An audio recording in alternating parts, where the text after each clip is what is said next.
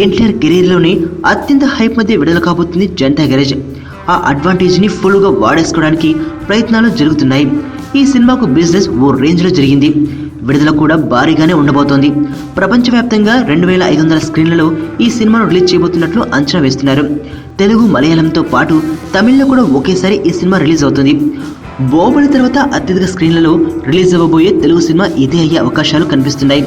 మోహన్ లాల్ ఉండడం వల్ల మలయాళం, తమిళ్లోనూ భారీ స్థాయిలో రిలీజ్ చేసుకోవడానికి అవకాశం దక్కుతోంది. తెలుగులో సైతం ఎన్టీఆర్ కెరీర్లో గతంలో ఎన్నడూ లేనంత భారీగా ఈ చిత్రాన్ని రిలీజ్ చేయబోతున్నారు. తెలుగు వర్షన్ మాత్రమే 1500కు పైగా స్క్రీన్లలో రిలీజ్ అవుతుంది. ఓవర్సీస్లో సైతం ఎన్టీఆర్ ప్రతి చోట ఎన్టీఆర్ కెరీర్ రికార్డు నెలకొల్పబోతున్నాడు. ఆల్రెడీ యూఎస్ఏలో 42 స్క్రీన్లు కన్ఫర్మ్ అయ్యాయి. ఇది ఎన్టీఆర్ వరకే కాదు, తెలుగు సినిమాకే రికార్డు. ఇప్పటిదాకా ఏ తెలుగు సినిమా కూడా గల్ఫ్ దేశంలో అన్ని స్క్రీన్లలో రిలీజ్ అవ్వలేదు.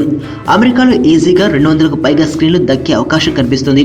మొత్తానికి జనతా గ్యారేజ్ మీద ఉన్న హైప్కు తగ్గట్లు భారీ ఓపెనింగ్స్ రాబట్టడానికి సరైన ఏర్పాట్లు జరుగుతున్నాయి.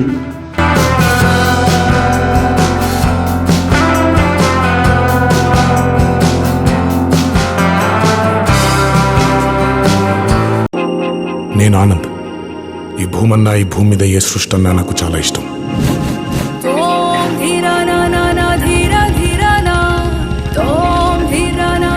చెట్లు, మొక్కలు, గాలి, నీరు, వాటిని కాపాడుకోవటమే నా పని కూడా. It's a joggers park. 213 చెట్లు ముంబైకి చాలా ఆక్సిజన్ సప్లై చేస్తుంది.